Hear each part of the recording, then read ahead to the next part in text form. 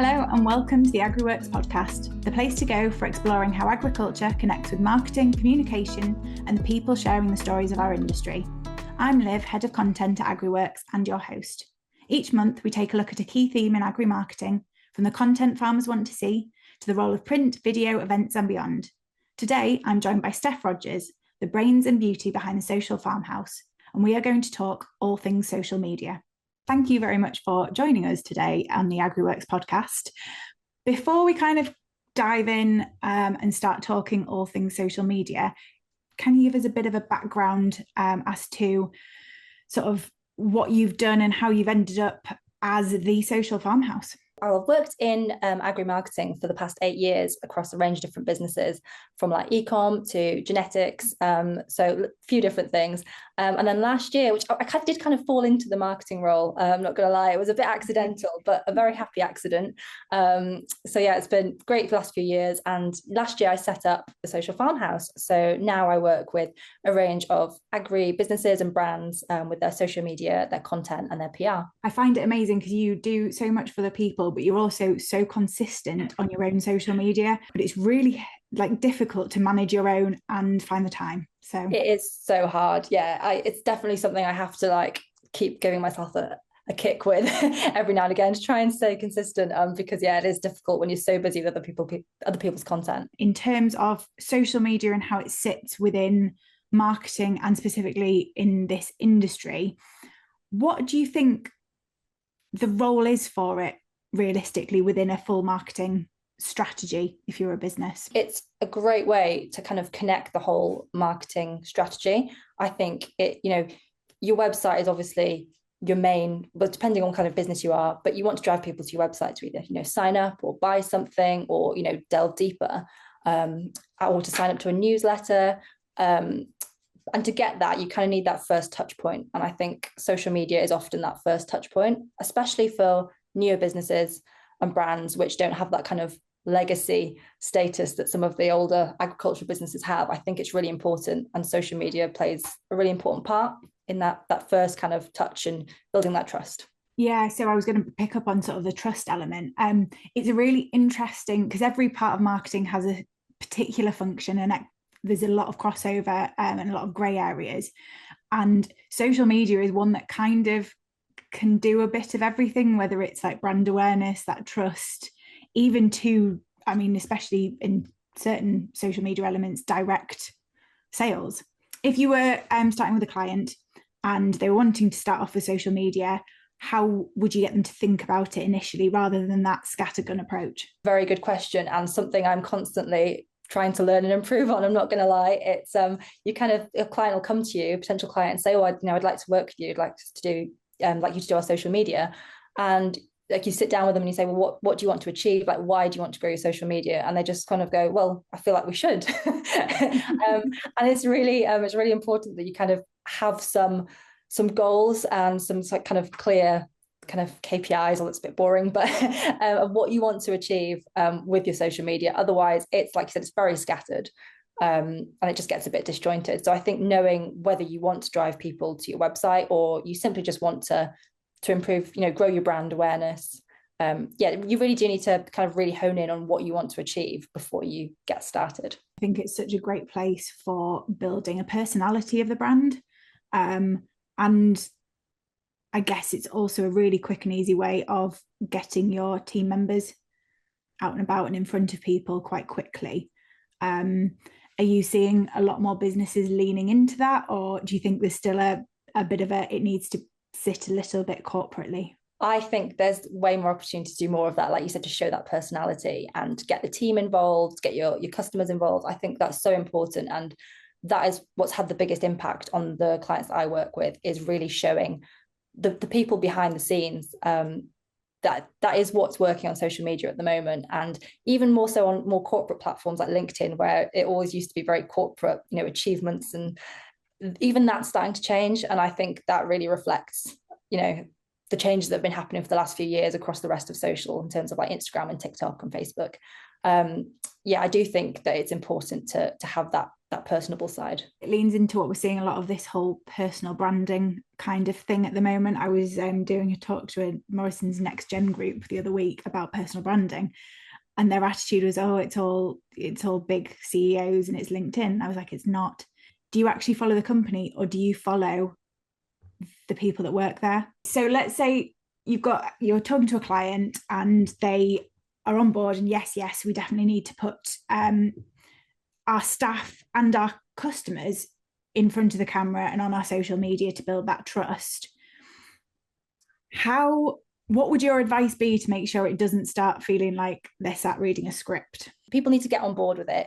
Tell them, this is what we want to achieve with this video. Roughly say this, and let them say it in their own tone and personality. I think that would probably be my advice. And, getting people who do really know what they're talking about. So it doesn't need to be scripted. They're genuinely saying those things and thinking those things about a product or service. Kind of going down the same route of this being a really big marketing channel at the moment, and you look at brands in other industries are very much focusing on, they have social media teams that purely focus on that side. A lot of businesses within the ag industry are small and don't have that capability, and there might only be one person in the marketing team. Yeah. How do you keep on top of it all? I completely get the struggle, and you need to be mindful that you can't do everything as well as the bigger companies can that have dedicated teams. You have to be mindful, and your managers and the rest of the team need to be mindful of that as well, that you're not going to be able to pull off the kind of marketing campaigns that some of the bigger businesses can. But it's leaning into your strengths. I think my strengths were always organic social media. I really lent into that, and that got some great results for me. For other people in that marketing team, that one person marketing team, it might be email marketing, or it might be paid social. So I think if you can really lean into your strengths, and then but obviously try and keep learning about the other parts, the other moving parts. But yeah, I think that would be my advice to someone in that. To make it easier then for marketing teams, what would you suggest to have in place before social media can work well, instead of sort of jumping in because, as you say, oh gosh, everyone's doing it? So, depending on the business, there needs to be a strategy that links towards what the business is trying to achieve. So it all links together. And that needs to come from, up above and then filtered down. I think quite often people expect the marketing person to just have all the answers, and that's often not very fair. Yeah, the input needs to come from above, needs to come from sales team if that's a part of that business. I think it all needs to be interlinked rather than. I think it's definitely improving nowadays, but there's in the past often been like a disjoint between marketing, sales, and operations. Yes. Yeah. And all wanting to achieve something entirely different. I know I've looked at campaigns where you've got one element going on where it's really professional and corporate and advice led, and then it's juxtaposed with an email campaign on the same topic. And I guess that's where really deciding your brand sort of value, I don't like the word values, but values, yeah. And then your audience. Absolutely, I guess that's right at the core of it. Obviously, internal comms are going to be different to, what you're putting out on social media, but having the same clear message, but then you can, change the tone of it to suit who it's going to. And obviously who your audience are. Is it, is it the older farmer? Is it the younger farmer? And that it needs to be tweaked for those different audiences, like you said. I had a conversation earlier today in a meeting that was to do with audiences, and how I very much find in a lot of the calls I have putting sort of pitches together that the core audience is the decision maker. The farm owner is the one, yes, who will write the check and who will fundamentally go yes or no. Yeah. But they don't just do it like that. No, absolutely. That feeds up, from their staff, from their children, 100%. And you would be surprised by the amount of the decision makers who are on social media in some shape or form as well. And I mean, like you said, that comes from, other members of their team, and it all feeds up. They're not just going to go off what they think. Obviously, if they're getting, say, like a heat detection system in on their dairy herd, their herdsman needs to be on board. The rest of the team needs to be on board with it. So, yeah. The trust comes a lot with word of mouth, but you don't know where other people are picking up information from. And then that sort of goes into the conversation around which platforms to be on, because as well as social media being a whole new element to add into your marketing campaign, it's not just a one size fits all. It's then deciding out of all the platforms which you want to be on. Do you want to do all of them? Can you utilize the same content on across all? How do you approach that? Sit down with the business about and have a chat with, you know, who their audience is and what they're trying to achieve with it. Because I think if you've got the team for it, you can be everywhere. You've got the capacity to do that. But when you know it's one person, I think you need to hone in and I think it's better to do, say, one or two platforms really well, rather than be everywhere and do them not so well. And I think, you know, Instagram, TikTok are probably the places to grow quickly. If you're a small business just setting out, it's really easy to grow quickly on there. You don't need to have hundreds of thousands of followers to get your content seen. And so I think that's an amazing opportunity for the younger businesses to get going and build that brand awareness and visibility, really. So yeah, it really depends on the goals and who they are. Would you recommend putting entirely different content out on different channels? I think some content can be repurposed. I mean, you could have a video on something, on a topic on an Instagram reel, and then you could repurpose that same content, but put it into, say, a carousel for LinkedIn. Just make it a little bit more corporate for LinkedIn, but have it more, you know, more social. Video for me is like start with video. It doesn't matter what you're using it for, because even if you don't use the video element of it, it provides so much content for everything else. And it's the starting point from my perspective on anything. Yeah, I found that as well, that for me, video content performs the best out of everything that I do with my clients. But Instagram I think it was Metrical released a report that said that carousels were the best way to grow on Instagram to get more reach. But they're the most underutilized format, which I found so strange, because I mean, carousels don't perform badly for me, but they also aren't reaching the thousands and thousands of people that reels are. So there's a lot of different advice out there on that. For me, especially in terms of my own personal sort of Instagram, is great because they're easier from my perspective to sort of put together than editing a reel. Absolutely, yeah. But I don't see what they're saying in reality. So you've touched on LinkedIn. There's a bit of a bone of contention sometimes speaking with different clients, from my perspective anyway, when their core farming audience are not necessarily on LinkedIn. Where do you see LinkedIn fitting within your sort of plan? With farms, I think it really, if you're marketing to farmers themselves, I don't think you necessarily need to be on LinkedIn, but it will build your network and your connections with other businesses for, you know, different, you know, to join, you know, you can link brands, and yes, I think it's just good for connection, I think, in general. And if you're B2B sales, I think that's really important as well. And in terms of hiring, I think it has its purpose. It has a different feel to it altogether. I think it's becoming more relaxed. And actually we are within AgriConnect seeing over the last year a bit of a change in terms of engagement on LinkedIn, especially with sort of the Farm 24 campaign and things, has been a big jump. So I'm quite intrigued to watch it over the next year or so as to how it does develop. From my perspective, I think that you kind of have to not see it as a way to get directly to a farmer. And as you've said, it's those groups and those kind of networking places and getting in front of your membership organizations or agronomists, advisors, anyone like that, who is then speaking to the farmer. Yeah, that's so interesting what you've said, that has grown.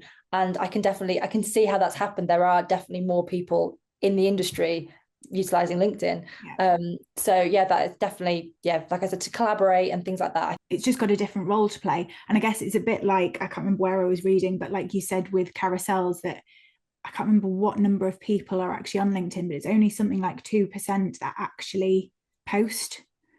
That's so interesting. Massive. I mean, don't quote me on those stats, I should have them in front of me, but in terms of being able to build a following or build your presence on there is such a huge market for people taking in content. Yeah, absolutely. Yeah, there definitely is more potential there. I think it's going to keep growing, and more long form content as well, like the Substack as well, as I've seen. Yes. That's kind of going off at the minute. And I think we're going to see a change in that. People are a bit sick of, I don't think they're sick of it yet, but it will come, of the quick dopamine hit short videos, which have been doing so well for so long. I know, and they're so easy to just get out there. Yeah, exactly. Put some more work in. But I've noticed, like on Instagram and TikTok, when I'm just doom scrolling, The amount of videos that you're now watching that are sort of the 3 minutes ideas wise, that's kind of gives you the opportunity to build series without going into the full YouTube podcast. Exactly, yeah. I mean, you could always repurpose some of those as YouTube shorts if that's what you wanted to do. Yeah, there's so much potential for it. I think it's a great way to, the longer form content to actually like deepen your connection with your audience. But it's important to get them hooked in first. I think those quicker videos are great for that. It's, I guess, not a one size fits all. You've got to vary what you're putting out there, and the purpose of each video or image is going to be different. What content do you think really resonates with a farming audience in terms of, I know everybody talks about, you can have something that's directly salesy, educational, humorous, storytelling, that kind of thing. What do you think works best? It's a tricky one to really hone in on. Definitely not overly salesy content. And I think a mixture of that kind of technical, knowledgeable, like knowledge transfer. But I think, and also humor, that's what as a lot of my social strategies have been around. You need a bit of personality, a bit of humor. That always gives things a boost, and kind of gets people to interact with you. I'm not being too serious, but I think everything that ties that together is the one thing that ties that together, is that it's like people focused content is always going to perform over kind of hiding behind a brand. So many videos, so many now where I look at the comments to see whether there's enough people that have gone, oh, this is AI, to go, okay. 100%. Yeah, it's scary. And I mean, like, a lot of them do have the disclaimers, but you're watching it for a few seconds before you see that. And some of them, it's going to be less and less of that. It's quite scary. And that's not what, I don't think that's what AI should be for. It shouldn't take away creativity from people. It shouldn't, that's not what it. I don't think it will, because I think we've already, before it's become as big as it is, we've already seen this sort of push towards unfiltered raw content, and I think all it's going to do is push the kind of differences between the two. We've always utilized case studies and that, as you've said, peer-to-peer learning, what farmers are doing on the farm, and social media is almost just giving businesses a platform to do that quite quickly. It's a great opportunity for businesses. I think, there's so much potential. So many businesses have so much more that they could do with their channels in that sense. So yeah, I do think you're right. People do lean towards that real people, rather than like the boring AI stuff that's just not real, is it? No, and I think it actually makes it easier for you to be more consistent on social media. I know TikTok is great in that it really promotes and values a quick straight to camera chat about something that you post straight away. Again, conversation I was having this morning was to do with TikTok and using it, and I was like, oh, like everything, I have a couple of weeks where I'm really good, and then everything gets too much and I get bogged down. I'm trying to edit. And Claire that I was chatting to, she was like, nope, that's why I honestly just video, talk to the camera, straight into TikTok, no faffing around, and it's posted. Yeah, absolutely. And it's working really well for her. Yeah, there are so many, creators on there that do that, and it does work for them. And if you've got a good story and if you've got something to say, 100%, you don't need to spend hours editing and, making it all pretty. And I think that's where you kind of, I guess, look at different channels, where if it's a YouTube video, yes, that's where you want to put all your time and effort into the editing side of things. But actually, you're better being out there consistently. And I need to take this advice myself. Same. You're better being out there consistently with the right message to the right audience than it being a perfect, polished end product that never sees the light of day.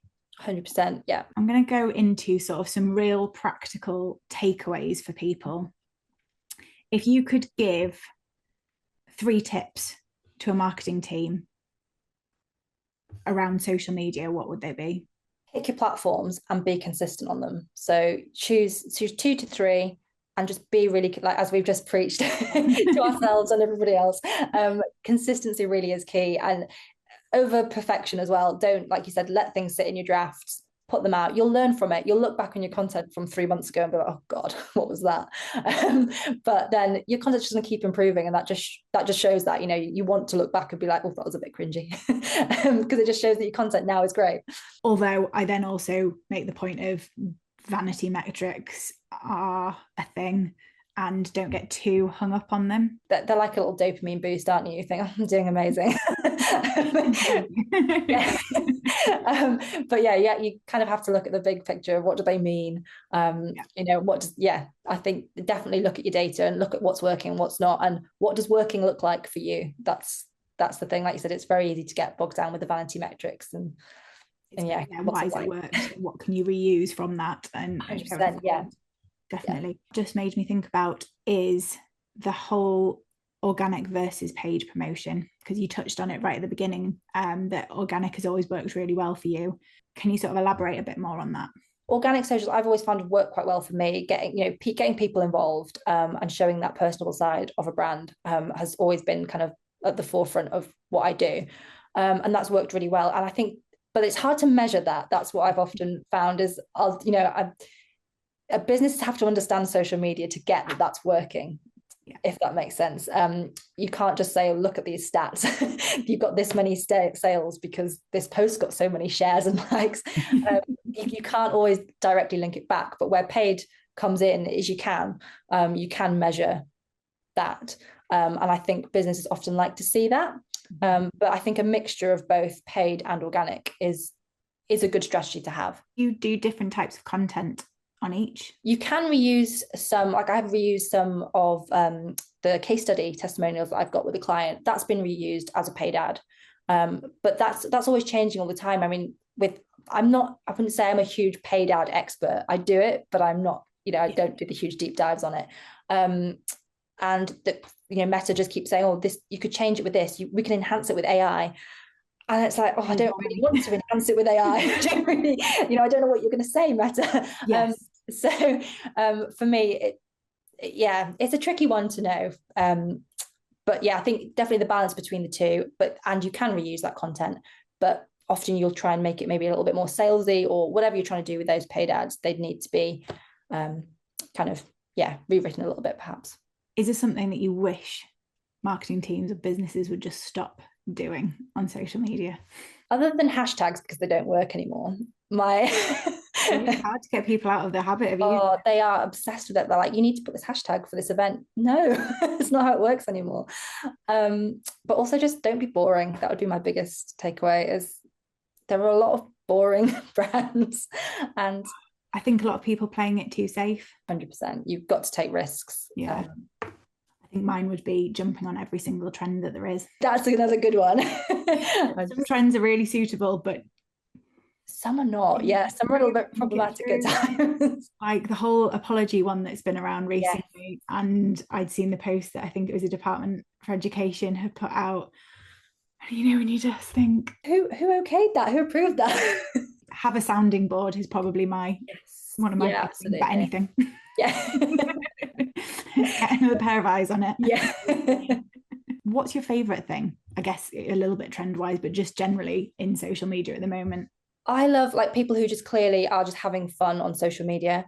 And you see, away from the agri industry, some people will be doing paid ads with a brand, and I don't even notice till 30 seconds in. Yes. And I think you're amazing at what you do. So yeah, I think people who are just genuinely enjoying their content, it just makes it easier for us all to enjoy it as well. And that's the bit where your paid promotions and collaborations work really well, is that I don't mind being sold to. As a consumer, I don't mind. I know that half of what's on social media is that. But as long as I enjoy the content. Yes, it's the way you sell to people. That's the thing. If you're educating someone, you think, oh wow, yeah, that product could really help me here, or that service or whatever, then I don't mind it. I'm very easy to be sold to, I think. Yes, no, I'm a marketer's dream. I'm like, oh, that branding's brilliant, I'm gonna buy. I agree. It's getting enjoyment out of it. I mean, I think one of the accounts that I love following, and it's in the industry, so it is agriculture, is CF Moto. I just think they have hit the nail on the head in terms of just fun. And then outside, I like I think Grace Beverley hits it on the head in I terms of brand, personality. Quite corporate. She's very, very business minded, obviously, with everything she's done. But at the same time, she's just so much fun, and she swears, and she's just herself. And I just think that's really nice to see. That's if I'm ever talking to anybody about, on the personal branding side, I guess it's find people that you like and work out why you like their content and what can you pull from it. Yeah, I think when you can see, and it's being relatable, obviously, like we're young women, like around Grace's age, so like we relate to her. And I think that's the thing, when you're bringing in sort of creators or influencers as well, is who are your audience going to relate to. And I think that's another thing we could touch on. It goes into a whole different conversation. But it's all it is, I guess, audience, and the content for me is right at the heart of it, is who you're speaking to and why, and then kind of build around that. Anything else, because you are more of the expert by far on social media than I am, that I haven't asked you about that you think I should have done? How can I go viral is one I get asked a lot. I'm not sure how valuable that is to share. But I guess people ask, how can I grow quickly? Which is a difficult question, because you'll have a piece of content. Like, I know there's things I can do to make my content go viral, but whether that's actually going to reflect well upon me and my business is another thing. I had like two random videos on my own Instagram that went viral, and on my TikTok as well, which were like just a little bit more focused on my personal life. It was about my sausage dog being a sheepdog. And I absolutely love that. Yeah, and it's like, that's fine, but that's not really, it's not helping my business. I'm not actually giving anyone any value. Do you know what I mean? So it's what you actually want to put out. There's no good going viral if it's not actually going to benefit your brand or your business. Really, if it's bringing you a load of followers that I'm going to buy from you. I think if you're trying to build genuinely, you've got to build slowly and find your people, and that will sometimes take some time. It's been really nice to chat to you again. Thank you for having me. That is all for this episode of the Agri-Works podcast. A huge thank you to Steph for coming and joining us and sharing her experiences and insights on social media. To keep up with all things Agri-Works, you can follow us on social media at Agri-Works on LinkedIn and Facebook, at agriconnect_agriworks on Instagram, or visit our website. And don't forget to subscribe to the podcast on your favourite platform so that you never miss an episode. If you have any questions about this week's topic, please send us a message. Thanks again for listening. I'm Liv, and this has been the Agri-Works podcast. Until next time.